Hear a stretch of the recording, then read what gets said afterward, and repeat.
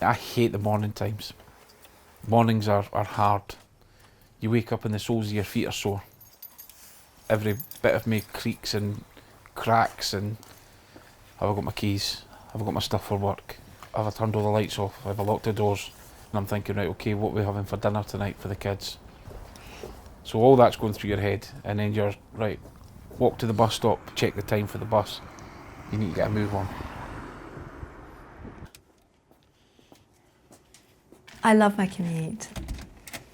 I run because somehow I've become addicted to it.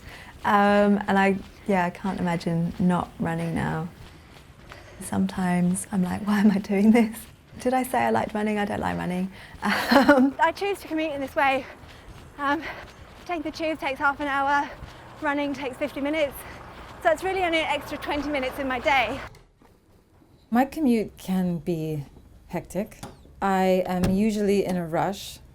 I forget something every day and have to go back.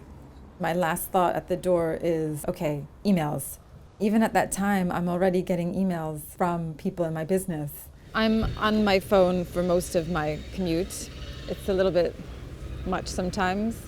So I do try to make a conscious effort to look out the window and maybe see a tree.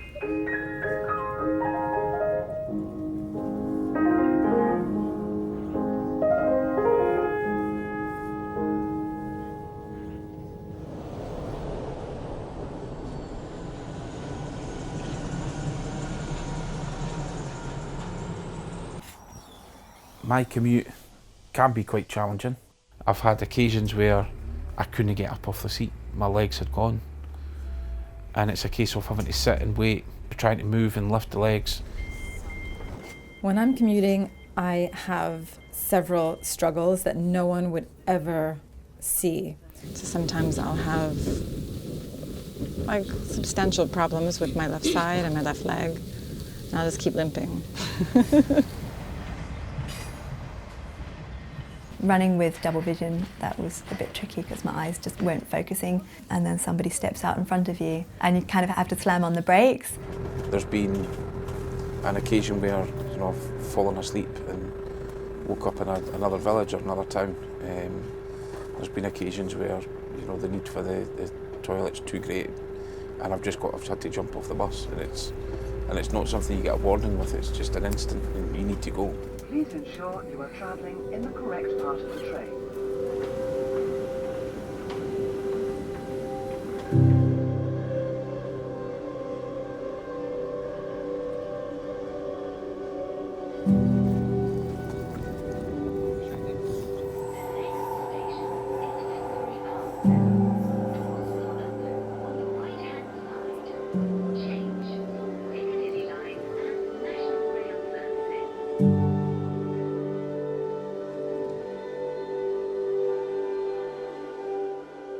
MS can, if you let it, strip you of everything.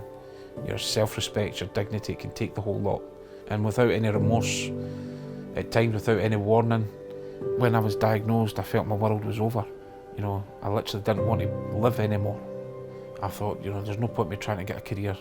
There was no point in me being in a relationship because I'm going to be useless. I'm going to be a cripple.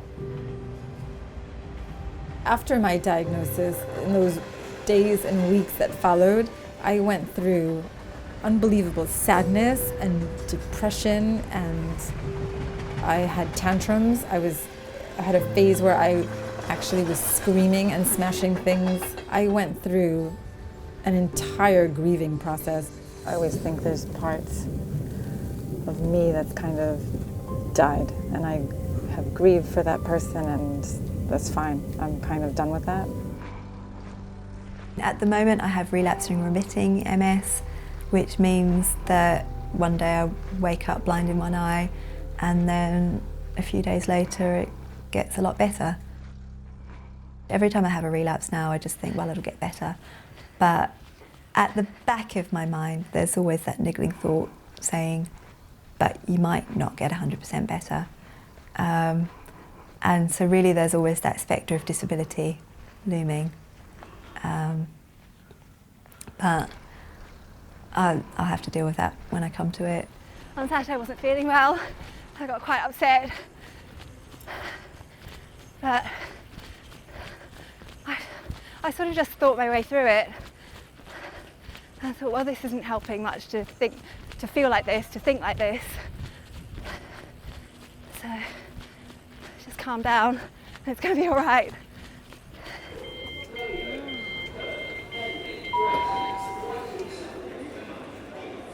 Victoria in the morning is just a sea of people. Sometimes it's just like cattle being herded. I have wobbled on the escalator before, and I'm very conscious of that. I need to hold on. If I'm having a wobbly day, I try not to stand too close to the edge. Today's a wobbly day. What's important to me now is an example to my boys. You know, they don't understand it just now, but in 10, 15 years' time, they look back and go, wait a minute, Dad was looking after us, he had MS, he wasn't well, and he still dragged himself out to work. It's about not giving up that aspect of your life. It's about not letting MS take that part away from you, of yourself. The days that I make it there and back without incident, I really revel in that, and I do not celebrate as in sing for the rooftops, but inside, and I feel, do you know what, you've accomplished that today, you've won.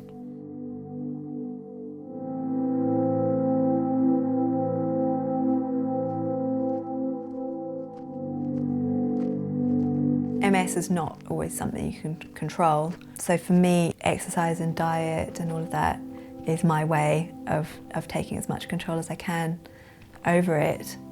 And mentally, it's a way to get my head around it a bit better and just keep going.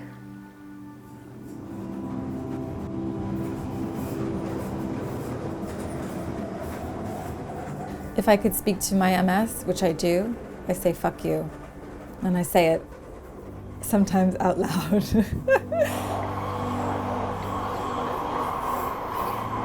Until I went on the medication that I'm on now, I had a very big problem dealing with fatigue.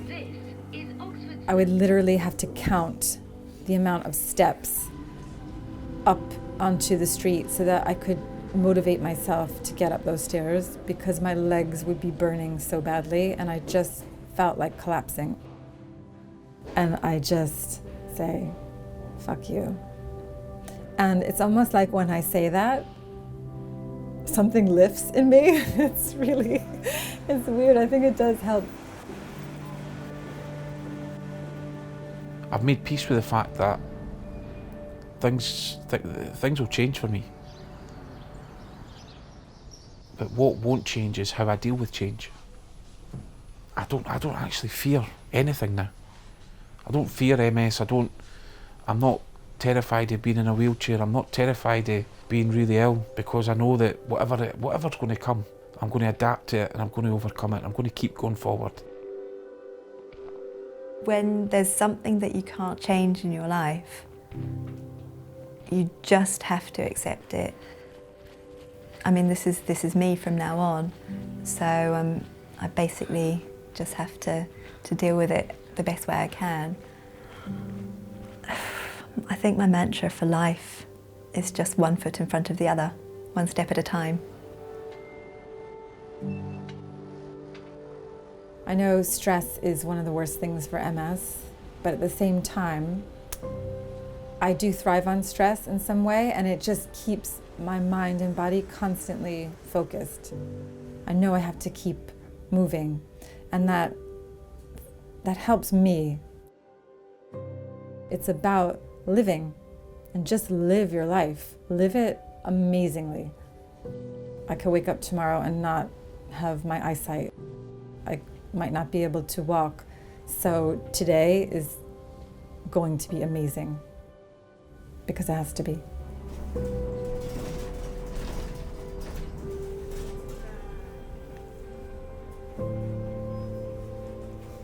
You know, you get off the bus and I'm checking the time, I'm making sure I'm going to make it in time. Aye, just about on time. You were MS mode when you were travelling. So you start switching into your work mode. So it's kind of like a game. The commute is level 1. Jumping off the bus, level 2. Level 3 is getting to the front door to work. And when you get to work, it's a new level. Morning, Zoe. Do you know what? MS is pretty crap. I'm not going to lie. But you're going to be alright.